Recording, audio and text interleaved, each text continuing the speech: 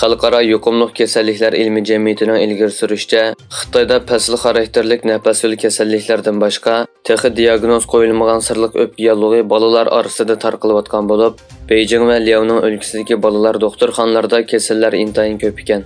Dünya Səhiyyə Təşkilatı kişilərni tədbir qo'llanib yuqumlanish xavfini azaytishga chaqirgan va Xitoy organlaridan bu kasalga oid texnik ko'p sonliq ma'lumotlarni talab qilgan. Ma'lum bo'lishicha, bu sirliq kasal ko'rilgan rayonlarda maktablar taqalgan bo'lib, kasallik o'qituvchilarda ko'rilgan.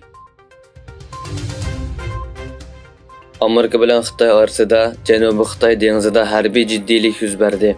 Xitoy doiralari Amerikaning Harrisburg darajalik boshqariladigan bomba qo'g'lovchi USS Hopperning dengiz tavalligiga qonunsiz kirganligini o'ttirg'a qo'ydi.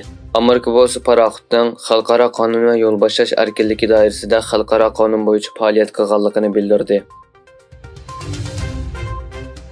Rossiyaning eng chong tabiiy gaz eksport qiluvchisi bo'lgan Gazprom shirkati 25 noyabr Sibiriya elektr turbasi orqali Xitoyga gaz yetkazishda yangi rekord yaratilganligini e'lon qildi. Shirkat yana 23 noyabrda Xitoyga kundalik gaz toshish rekordining buzilganligini eskartdi.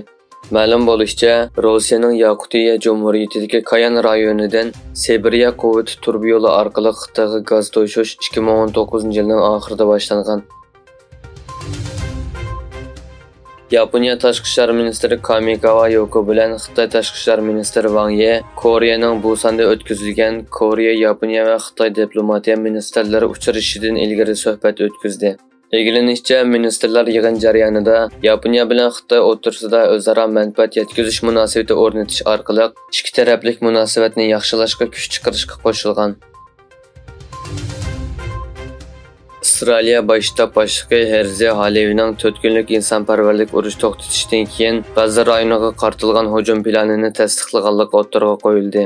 Yana bir tarafdan, bosh minister Benyamin Netanyahu tunugun G'azzaning shimolidagi harbiy qismlarini ziyorat qilib, hujumni davomlashtiradiganligi to'g'risida uchur berdi.